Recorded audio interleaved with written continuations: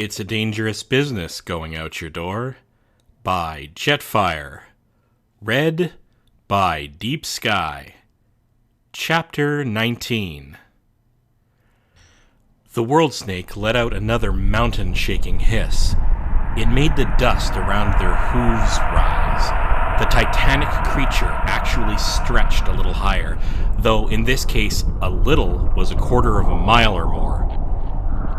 It was sweeping its enormous head around, clearly looking for whatever had disturbed its slumber, though its eyes were obviously not meant for seeking out very small objects at very great distances. "Well," Dash said, turning to the others, her voice shaking. "Now what?" "We gotta get out of here," Applejack cried. "We gotta find another field, another valley, someplace else with bed of violets, and keep looking."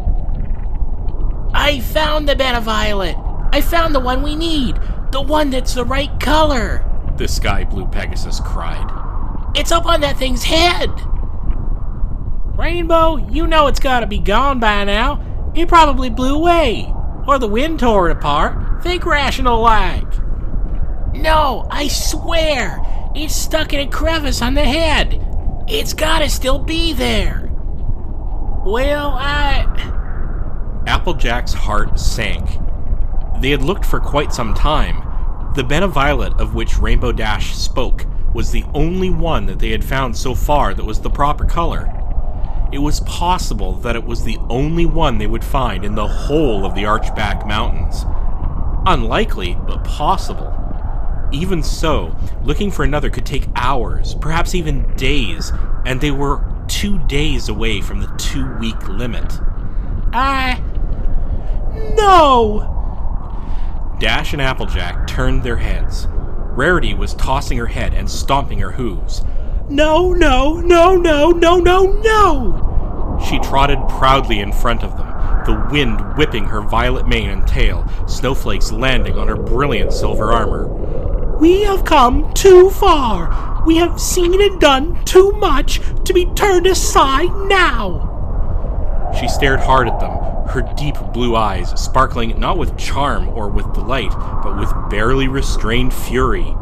"We are not going to be turned aside, not after everything we've been through. Haven't we crossed over mountains and plains and through rivers and forests? We have. We've won the praise of the Lady of the Shimmerwood. We'll have our names etched into the stone of Guilddale." She fixed Applejack with a glare. "Applejack, you faced down the king of Guilddale in all his pomp, all his pride, and told him he was wrong, and you proved it." She swiveled her gaze to Dash. "Rainbow Dash, you entered the dreaming with the pronghorns and you mastered their lightning magic, something only one other pony has done, and you mastered yourself." She took a deep breath. "And I looked into Lady Valoria's eyes when they burned with fury, and I told her to trust me, and she did." She was panting. "We are not going." She snapped a hoof up toward the world snake. "We are going to beat that overgrown garden snake, and we are going to get the bed of violet right now." "Yeah!" Dash yelled, rearing back and thrashing her front legs, her blood pumping. "All right, Sugar Cube." Applejack stomped her hoof, her own heart pounding. "But how?" "I have a plan," Rarity said, posing dramatically. "Dash, you're going to use your lightning on that thing. Hit it in the eyes, in the mouth, in the ears if you can find them. Make it notice you, and make it mad." "All right," Dash said. "What next?" "When it's got you in its sights, you're going to lead it right over here," she said, stomping her hoof on the ground. "And you, Applejack, will be waiting for it." "Okay," cried Applejack. Then she blinked. "And what am I going to do then?" "You're going to let it hit you." Applejack's eye twitched. Come again? You're going to let it hit you. Rarity repeated. She flashed a smile. But when it hits you, you will dig your hooves into the earth and you will stand firm, just as Ashtail taught you. Her eyes sparkled. Didn't he say that when an earth pony digs in their hooves and stands firm, they can't be moved and they can't be hurt? Well, yeah. The orange earth pony stammered, stomping her hooves nervously. Her ears flattened against her head. But that was when we were facing Camogas. This is no different, Rarity said boldly. You must dig into your spirits, darling, and find your strength. I know it's there, and when that world snake crashes into you, you will not be moved. So the only logical conclusion is that he will be moved. The sudden impact will almost certainly hurt him and daze him. He may even collapse on the ground. Then I shall teleport onto his head and get the bit of violet myself. She snorted mightily from her nostrils. Are we all clear?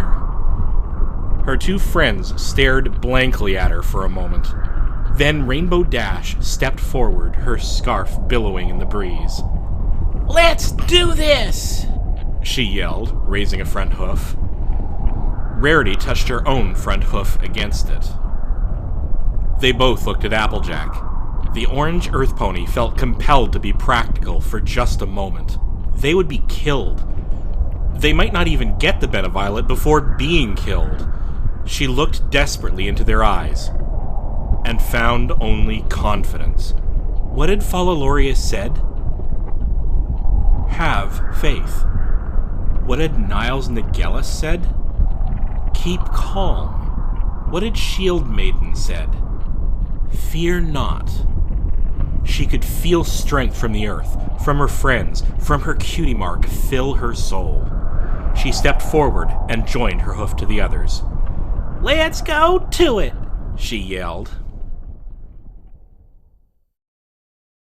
Twilight screamed in agony, the sparks from her horn making the whole library shake. Far below her bedroom, the front door opened, and Spike stepped inside. Remember, it's in a crevice around the left side of the central crest, Dash said, flapping into the air. Right, Rarity cried. Okay. The sky blue Pegasus whirled around in the air, facing the impossibly huge serpent, still twitching its head from side to side. Here I go! She launched herself forward, wings flapping with all her might. She realized a few seconds later that it was going to take her some time to fly all the way up to the creature's head. Unless... Firefly, be with me, she thought, and she opened her spirit, letting the dreaming flood in. She briefly stopped flapping, letting calm and the currents of the universe pour through her body. Then the white energy crackled around her. She put her legs together and the lightning bolt came, and she rode. Sound and wind vanished around her as she streaked up, the world snake getting bigger and bigger and bigger. It filled her whole vision, a scaly black head with scales roughly the size of an Ursa Minor each. The air trembled as the Titanic head moved, twitching, turning to fill her with its sidelong vision, and she noticed its front left eye narrow at the pupil. It saw her. She gritted her teeth. I'll give you something to look at. She willed more power into the lightning bolt, blasting forward ever faster until she was half a mile away, and then the serpent blinked, its front left eye opening again. So she unclasped her legs and let the lightning bolt blast forward in a second. The lightning struck the world snake right in the eye. It didn't exactly roar. It opened its mouth and let out a louder, lower, sharper hiss, which was still enough to make Dash's bones shake inside her muscles. She flew with all her might, snow swirling around her, curving around its head towards its now open mouth, where that spectacularly large tongue was lolling out. It moved its head to one side, then to the other, frighteningly fast, and Dash clenched her stomach muscles and pulled up, knowing that if she actually collided with the thrashing titan, the impact would liquefy her. She banked hard around the lower jaw, summoning a lightning bolt around her front hooves as she traveled. Then she was at the front, and there was the tongue, so she aimed her hooves and let the lightning go. The bolt sizzled out and hit the world snake squarely on the tip of its tongue. It threw its head back, the surge of wind that caused nearly knocking Rainbow Dash out of the air, her scarf seemingly the only thing that saved her. She could hear more of the mountains crumbling far below as more of the great black body pulled itself from the earth. She felt a sudden current of wind pull her. The creature was inhaling, and the great black portals she was dragged towards were its nostrils. She channeled the lightning through her back legs, twisted around, and bucked. Twin bolts lanced out and into each nostril, and now the Titan howled, a low, awful, sneering sound. It pulled back, its head growing faintly smaller in her eyes as she whirled around, and the 4 green eyes angled inward toward her. The black slits in each of them narrowed. It had seen her. That's right, she couldn't resist yelling. You want me? Come get me! She spun around and flew and dove. Another mighty hiss, and the mountains shook. She glanced over her shoulder. The world snake's head was following her. Below her, the mountains cracked apart evermore, peaks and cliffs crumbling away like caked mud knocked off a boot. The snow filled her vision, driving her to squint her eyes. In a flash of panic, she glanced over her shoulder again, focusing with all of her powers of vision. She could still see it, the flash of sharp purple high up in the blackness. It's coming, Rarity said. You think? Applejack snapped, seeing the behemoth surging forward right towards them. I don't know if I can do this, Rarity. You must, the white unicorn cried. Her horn shimmered, and the dusting of snow that had fallen around Applejack was blown away, revealing a clear circle of rock. You're the only way it will work. But Applejack was gripped by fear. I ain't no Dale pony. I only just learned about standing firm. I don't got it in me. Yes, you do, Rarity yelled. Applejack, look at me. The orange earth pony did so. I've relied on your strength so much over this journey, so has Rainbow Dash. Whenever we've doubted, you've been there to boost us. Whenever we've faltered, you are there to help us stand. You have more strength in your spirit than this entire mountain range. You can stand firmer than any pony that's ever lived. I have faith in you. The world snake loomed closer. The ground was quaking. Snow from the mountain peaks was tumbling down into the great open space. Applejack looked up at the Titan, saw its colossal size, bigger than anything she could ever have imagined. I'll do what I have to, she said. You can do it, Rarity cried, then turned and ran off, wanting to be well clear of the impact site. Applejack swallowed hard, then looked down at her hooves. She ground them as far as she could into the rock, then focused on her heart. I need strength, she thought. Where did she get her strength? From her family and friends. She imagined Big Macintosh and Applebloom and Granny Smith beside her, smiling and encouraging her. She felt Rainbow Dash and Rarity and Twilight and Fluttershy and Pinkie Pie and even Spike with her. She imagined Brayburn and all her cousins, aunts and uncles. They leaned against her, propping her up. She raised her head. The world snake was ever closer, filling every inch of her vision. In a rainbow blur, Rainbow Dash shot past her, streaking low. She could hear her grab Rarity and lift her skyward. The world snake's body cracked apart the mountains at the entrance to the chasm. She dug deeper into the earth and deeper into her soul. Her mother and father were here now, gripping her, holding her around with their legs as they did when she was a baby. She could feel them in that moment. It wasn't just her reaching into the earth. The earth, the living rock beneath her, reached up into her, whispered to her without words. She could feel every earth pony from the beginning of time standing with her, all the ponies of Guilddale, Shield Maiden, and Ashtail, his voice in her ear saying to her, "Earth ponies are unbreakable." Her face hardened. Her green eyes flickered stone gray. Her mane and tail went rigid, stopped blowing in the wind. The world snake was upon her.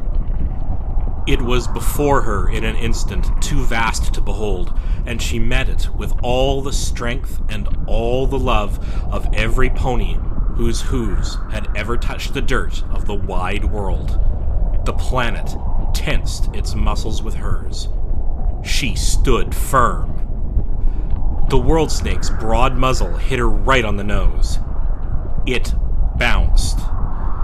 The ground rippled like water on a lake, huge waves spreading through the solid rock. Then cracks shot away from her in every direction, great, enormous cracks that traveled across the empty space and up the mountain walls, up the peaks, cracking the mountains from their summits to the very foundations. The cracks traveled outwards into the ranges around her, and the snow-capped peaks collapsed in the distance, crumbling into chunks far larger than her farm, and the roots of the world broke.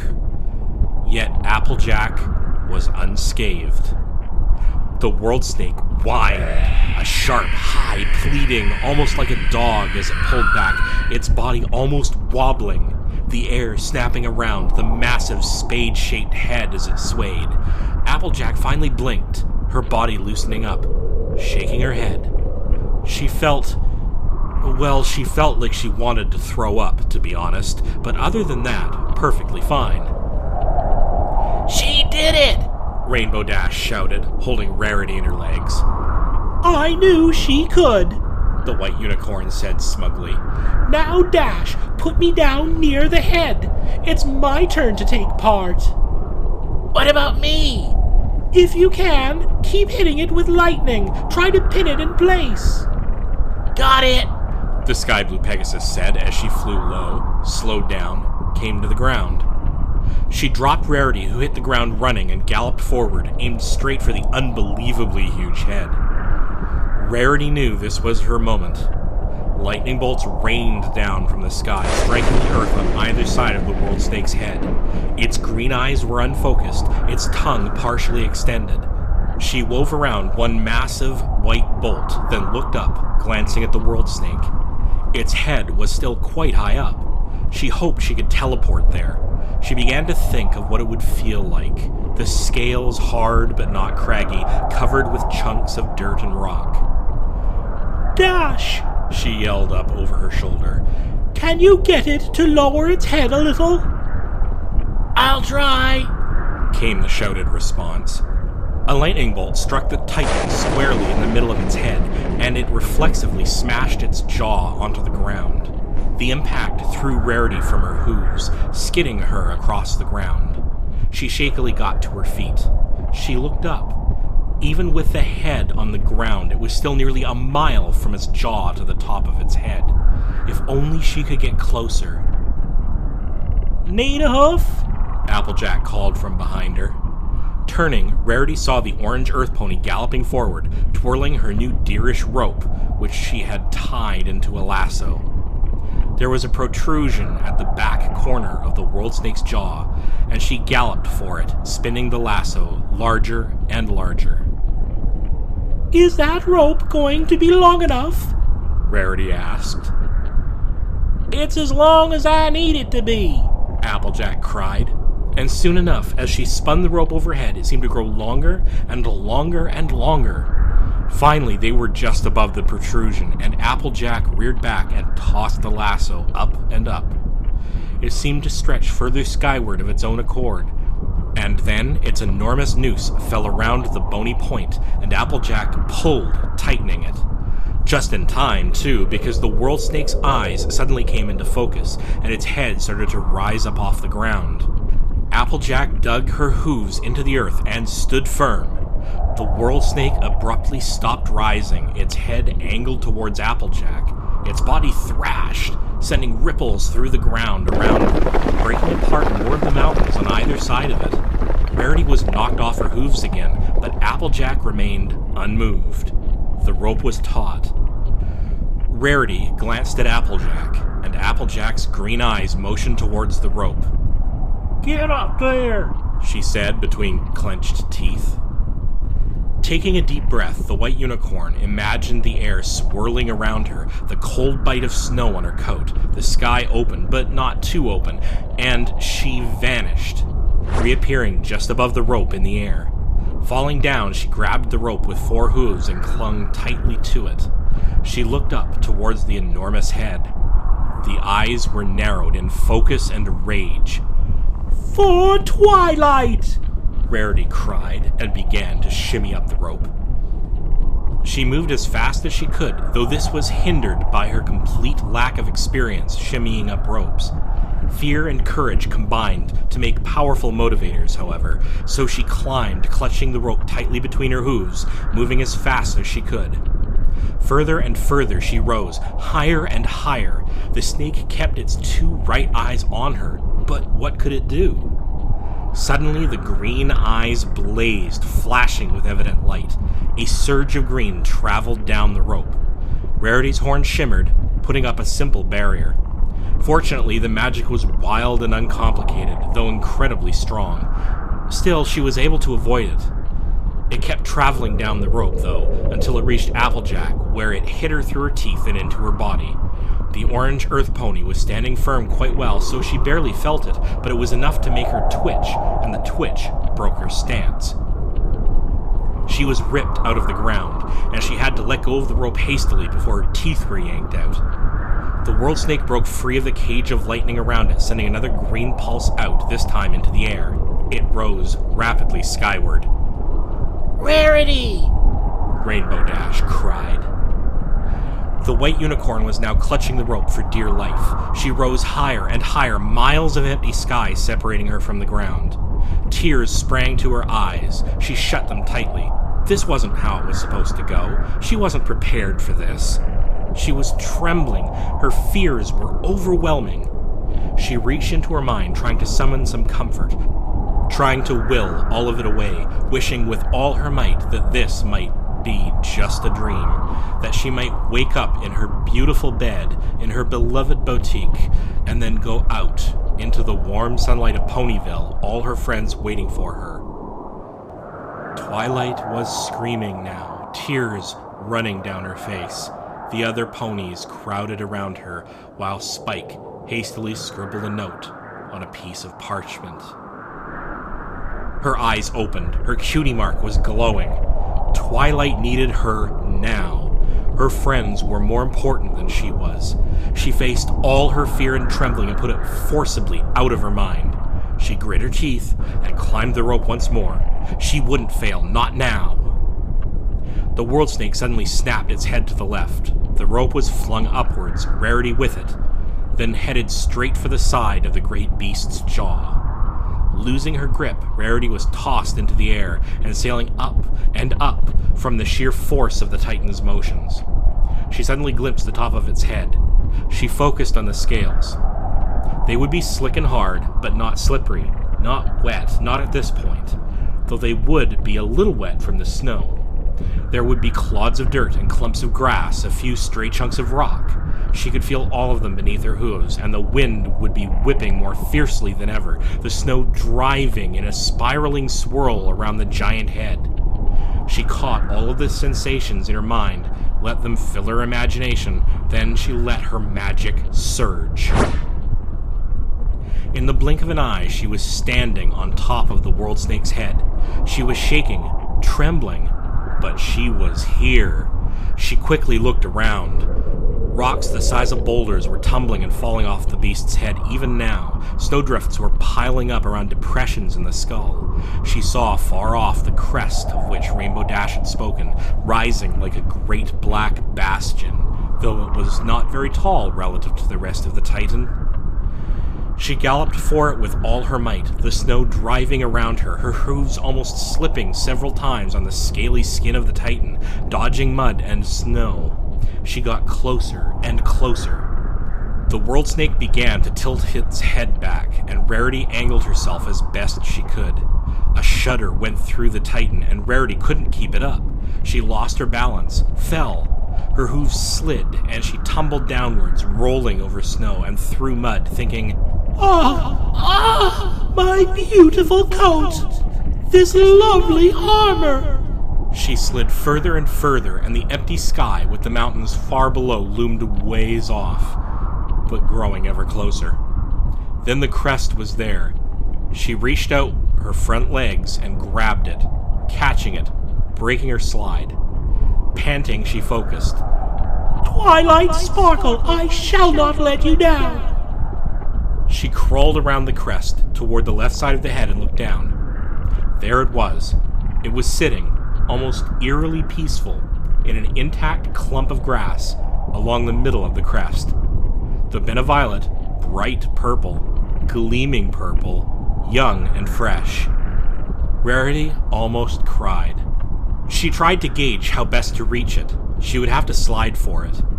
Taking a deep breath, she crawled the rest of the way around the crest and let go with her back hooves. She began to slide down the other side of the head, working hard with her magic to keep herself facing toward the front, when the beast began to dip its head, angling her the other way, slowing her down. She was so close. For a moment, the world snake's head stopped moving. Rarity snapped to her hooves and ran for the flower, and she could feel a surge of muscle power rising up through the scaly skin. She dove. She slid. The flower was there. She stretched her neck and extended her mouth. The world snake tossed its head, making a sonic boom from the sheer force, launching her into the sky, but with the Beneviolet clamped firmly between her teeth. She spun and somersaulted up, flying higher and higher and higher, miles passing away beneath her. When she was finally right ways up, she looked down and wished she hadn't. The mountains were tiny beneath her. The air was very cold. She was having trouble drawing breath. Focus! She was sailing upward more slowly now. She used her magic to open up her left saddlebag, sending sweaters and sunglasses and blankets flying away into the sky. She mourned their loss, but kept her eyes peeled. When the glimmer of crystal emerged, she focused all her magic upon it. The bottle was caught in her telekinesis. She levitated it down to her lower legs, and when it was there, she clamped her lower hooves around it, holding it as tightly as she could. She stopped dead in the air, hung there for a moment. The whole sky was still and quiet. She used her front hooves to pull the stopper off the top of the bottle, sending the green and purple dragonfire billowing out. She spat the Beneviolet downward. The fire could have blown out. The Beneviolet could have been blown away. She could have started to fall, sending both fire and flower swirling into empty sky. The fire and flower could have gone separate directions, missed each other. 100 things could have gone wrong. But they didn't. The dragonfire rose up, the Beneviolet fell down, and they met just around Rarity's heart. The flower was caught in the swirling fire, and it hung there for a moment, curling and gleaming in the flames. Then fire and flower dissolved into shimmering purple ether, which shot up and away from her, streaking off to the east and rapidly out of sight. Rarity started to cry. Then she started to fall. She tumbled down, the mountains drawing closer, the wind whipping fierce around her. She almost didn't care. She had done it. They had done it. She had completed her quest, fulfilled her duty, made good her debt. She knew the Beneviolet would reach Twilight in time, just in time, but in time. And if her life was going to end now, well, she was the element of generosity. Self-sacrifice didn't bother her in the end, so she fell. Until 4 hooves came up behind her and wrapped around her body. Gotcha! Rainbow Dash cried, flapping to turn the fall into a dive she slowly and gradually pulled out of. Dash! Rarity screamed with joy. I did it, Dash! I did it! You did? Dash let out a whoop. You did it! They flew low across the great rocky expanse, now ruined and broken from the impact of the World Snake against Applejack. The orange earth pony came galloping to them as they slowed, Dash gently setting Rarity down. What happened? She cried. Are you all right, Sugar Cube? Are you? We did it! Rarity yelled, bouncing up and down. It's done, Applejack! It's done! Applejack gasped. You did it? You found the flower? Found it and sent it right off. I saw Spike's fire catch it and send it away with my own eyes. It's probably with Twilight right now. Applejack breathed hard. Tears began to leak from the corners of her eyes. You did it, Rarity. Bless Celestia, you did it. We did it. Rarity cried, wrapping her front hooves around Applejack and beginning to sob. We all did it. We did it together, and we could never have done it alone. Rainbow Dash fought back tears as she hugged her friends fiercely, but a moment later decided that she could let herself cry, just this once. I know you're right, Rarity. I'm sure I couldn't have done this alone. We needed each other. Sniffling, Applejack pried Rarity's hooves off her neck. All right, now I reckon we better make tracks. That world snake's gonna be...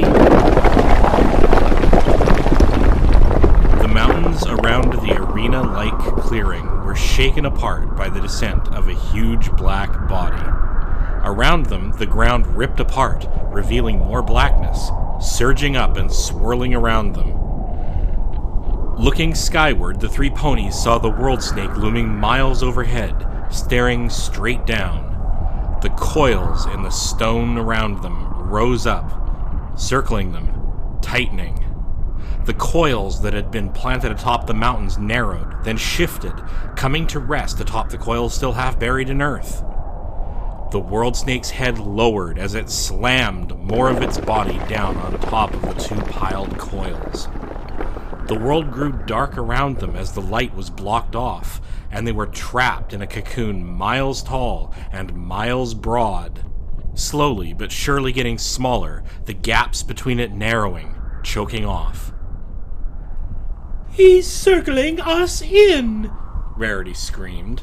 I don't think... I'm not sure I could teleport us out. As if in answer to her, the world snake's body shimmered with a green haze, and Rarity's horn pricked with the surge of ambient magic. She could feel a powerful wall of energy, impossibly strong. Another flicker, and her hooves crackled. She looked down. The earth shimmered green, too. I can't feel the ground no more, Applejack cried, trying desperately to grind her hooves into the dirt to no avail. Everything was a dull and dark green, though the light barely penetrated the growing shadows. Dash! Fly! Save yourself! Rarity cried. Another slam, and Rainbow Dash looked up. The world snake had piled another level of coils up. Each time it did, the opening grew narrower. Now what little space there was would be filled entirely by its head when it struck. Dash had been hovering, but with slow wing beats, she lowered herself to the ground. I can't make it, she said softly. Not now. A vicious hiss filled the air. With still a great deal of body to utilize, the world snake drew back its head. It reared up and up, miles into the sky, but still its snout pointed straight down. It opened its mouth, flashing its monstrous fangs. Its green eyes widened in primitive bloodlust. Dash stepped slowly around Rarity and Applejack, filling the space between them. She spread her wings, touching one on each side of her friends' backs. Wordlessly, they drew close beside her, wrapping their hooves around her. She wrapped her hooves around both of them. Applejack and Rarity wound their front hooves around each other's as well. Listen, Dash said. I just want to say I love you both. The snake's head rose higher. Dash swallowed. And if this is the day I go off to the Summerlands, I don't regret it. I wouldn't have done anything different. Applejack leaned her head against Rainbow Dash's, the brim of her hat bending against the Pegasus's forehead. Rainbow, I wouldn't have done anything different either. I wouldn't have traded this adventure for anything. Though... She looked up. The world snake's head rose higher still. I am gonna miss seeing Apple Bloom, and Big Macintosh, and Granny Smith. I suppose I shall miss Sweetie Belle, Rarity began, leaning her head against Dash's. Oh, I do hope she remembers to feed opalescence. She can be so forgetful at sometimes. She sniffed. Still, a lady meets all things with dignity, even her end. The snake's head drew higher. Shucks, Rarity, Applejack said with a mirthless chuckle. There ain't no one to be dignified for now. That's not true, Rarity said softly. There's the two of you. The world snake's head stopped moving back. Its long tongue lolled out, and it let out another chest-rattling hiss. Close your eyes, Applejack said softly, wrapping her hooves around both her friends as best she could. Close your eyes, y'all. She shut her own green eyes tightly. Rainbow Dash shut her rose-colored eyes, pulling her friends closer with her wings. Rarity fluttered her long eyelashes one last time, then slid her deep blue eyes closed. She touched one hoof on Applejack's hoof, and one hoof on Rainbow Dash's chest. She opened one eye briefly. The great snake's head started to fall. She shut her eye again, holding her breath. There was a soft, bursting sound, a sound of surging energy, fading off into twinkling noises. They all thought it was the world snake's magical barrier giving off a discharge. Then the soft crunch of hooves on snow reached their ears. Startled, the three ponies opened their eyes. A lavender unicorn, her eyes violet, her mane and tail midnight purple, her cutie mark a pink starburst surrounded by white stars, stood before them, smiling peacefully. Her horn, upon which there was not a speck of blackness, shimmered with great magic. Hello, girls. How are you all doing? They stared in shock at her. Twilight? Applejack whispered. The air began to shudder. Looking up over her shoulder, Twilight's eyes widened at the approaching head of the world snake. Whoa! She turned back to her friends. Hold on. Her horn shone more brightly, white waves of power emanating from it into space. Sparkles filled the air. The magical aura enveloped Rarity, Rainbow Dash, and Applejack along with Twilight. There was a burst. All four ponies vanished. Seconds later, the world snake's head crashed into the earth, sending shockwaves through the whole of the Archback Mountains.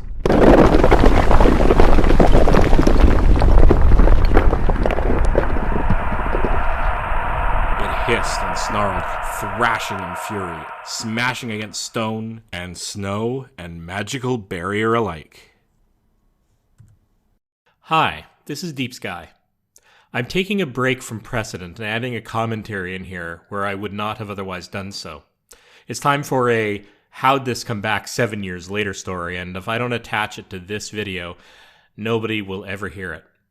It's long, and it's 95% just catharsis for me using this as a bit of a diary. It's been a very, very long time since I started this project, and while I always intended to finish it, I think it goes without saying I dropped the ball on this one. And it's been more than half a decade, 7 years or thereabouts, since I published Chapter 18. I myself have my favorite authors and my favorite readers. I love a good story more than most reasons for being in the fandom, and I fancy that I could do a good job as a reader too. I never gave up on the fandom and have loved watching episodes, enjoyed lots of art, music, and story from all over. I just figured there weren't that many people listening in, and so that I could put this down if I needed more healthy me time in my life.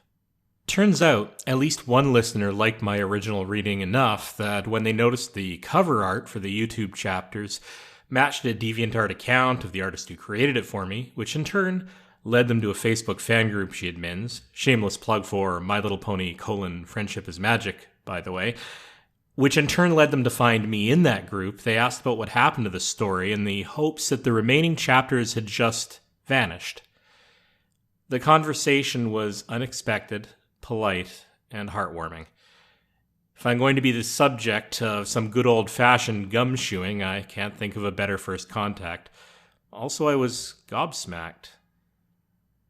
Ironically, Chapter 19's reading was already recorded when I simply ran out of internal motivation. I hadn't done the audio effects and cleanup. It took me the better part of 2 weekends to sort this out, plus some relearning how to use and fight with a lot of the software. I can't absolutely guarantee that I'll get to the other chapters, but I will make an honest effort.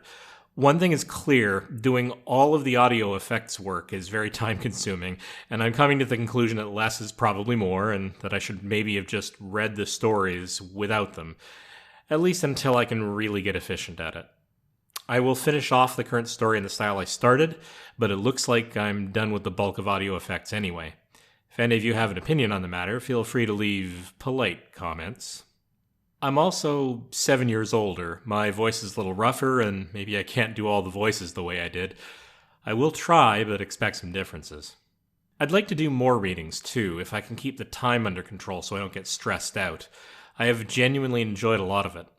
Yes, I know there's at least one sequel to this story, and I will consider doing it, probably with less special effects, which might just be a better listen anyway, but I may tackle shorter stories in the meantime. Feel free to make suggestions, though I tend to shy away from humans in Equestria themes, unless they're unbelievably fantastic, be fairly warned. So, the last thing I want to say here is to AB, who is the one who contacted me on Facebook, and encouraged me to restore and finish the original recording of this chapter. 7 years later, and Chapter 19 is now sitting on YouTube because of this weird, amazing fandom of magical pastel equines, and because you felt I added a little something to it. So whatever else does or doesn't happen, this chapter's dedicated to you. Thanks for not making tracking me down super weird, but rather something inspiring. And for reminding me that friendship is magic.